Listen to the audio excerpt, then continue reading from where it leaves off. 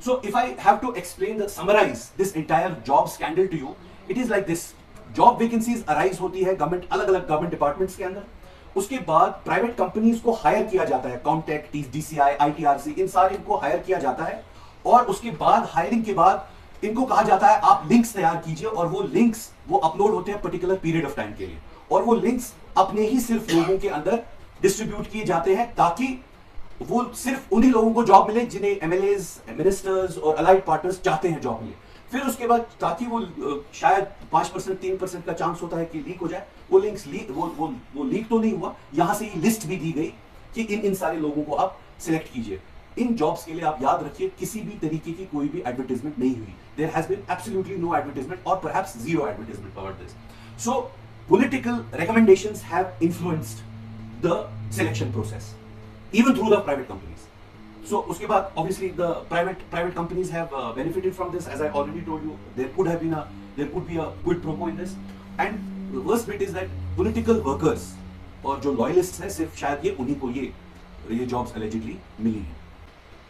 Now we have to see, हम थोड़ा सा मैं आपको बस briefly within 2 minutes we'll finish. You have to understand जो registered unemployed youth of Jammu and Kashmir है, that is almost around 60% in Kashmir division and 40% in Jammu division. वो सारे लोग परेशान हैं कि ये सारे जॉब्स मिले तो मिले किसे। These aspirants never even knew that these recruitments are happening or there existed vacancies. और उसके बाद these people were denied a chance to even compete. और at the same time they have been kept in dark. And what is the purpose for them to believe in the government anymore? Because अगर आप देखें एक side से general जो reservation की लड़ाई चल रही है, एक साइड से रेगुलराइजेशन की लड़ाई चल रही है और दूसरी साइड से आप कॉन्ट्रैक्चुअल लोगों को लगा रहे हैं, वो भी अपने लोगों को लगा रहे हैं, वो भी एक स्कैम के थ्रू। सो ये एक हिसाब से उन यंगस्टर्स के साथ, उन नौजवानों के साथ एक बहुत बड़ा धोखा इस गवर्नमेंट ने किया है। हमारे सोर्स की बात कीजिए तो ये सोर्स मैं आपको सही बात बताऊं कि one of their allied partners ही was not given his due share, one of their allied partners. So उन्होंने हमारे को ये सारी बातें रिवील की, उन्हीं के एलाइड पार्टनर्स ने उनका obviously we can not give you the name of the person, but their allied partners he did not get his due share. That is the reason we got to know about this. Otherwise हमें तो इसके बारे में कभी पता ही नहीं चला। So अभी नौजवानों की डिमांड है कि there has to be transparency in this, there has to be accountability in this, there has to be public disclosure. ये 25,000 jobs मिले तो मिले किसे और at the same time ये किस तरीके से डिस्ट्रीब्यूट हुए, what was the process behind distributing those jobs, and for such a long time why was the public kept in dark.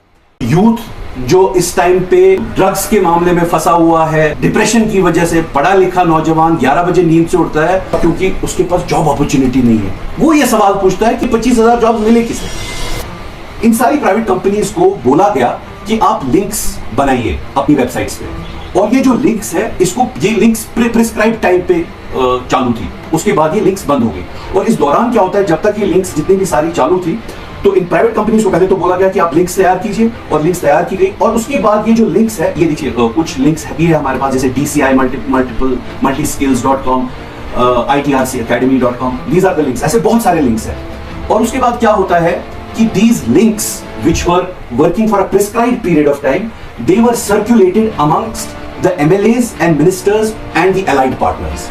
This is the part of the big scam that we think, this is the allegation from our side that there is an alleged scam in this part. ये 80% यही है कि ये जो links तैयार की गई ये MLAs, मिनिस्टर्स और अलाइड पार्टनर्स जो है उन्होंने आपस में बांटी उसी प्रिस्क्राइब्ड पीरियड ऑफ टाइम के लिए और इसके बाद अपने इन MLAs ने फिर फर्दर अपने लोगों को बोला कि आप अप्लाई कीजिए और फिर उसके बाद लिस्ट भी यहीं से फराहम की ये सोच के कि अगर कहीं ना कहीं हो सकता है ये जो लिंक्स है ये हो सकता है लीक भी हुई हो, तो अगर कहीं पे एक दो बंदों को लीक करके जिसने अप्लाई भी किया होगा उसका नाम ऑटोमेटिकली कट जाएगा क्योंकि MLAs, मिनिस्टर्स ने यहां से ही लिस्ट भी दी कि देख लीजिए कि जिन जिन लोगों ने अप्लाई किया है क्या वो यही लिस्ट है और उसी लिस्ट के हिसाब से इन्होंने फिर रिक्रूटमेंट की। अगर आप देखें ये जो लिंक्स सारे हैं इसमें बहुत सारे लिंक्स अभी काम ही नहीं कर रहे और कुछ अगर काम कर रहे हैं वो पार्शियली काम कर रहे हैं, none of them are working, but the fact of the matter is that these links were never made available to the common youth.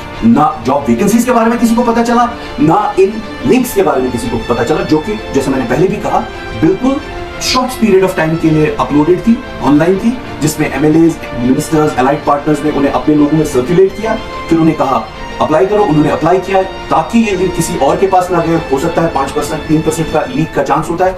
List भी यहां से ही इन प्राइवेट कंपनीज को फराहम की कि आप इनको आप सिलेक्ट कीजिए और बाकी आप किसी को सिलेक्ट नहीं कीजिए, and that is how these recruitments have happened.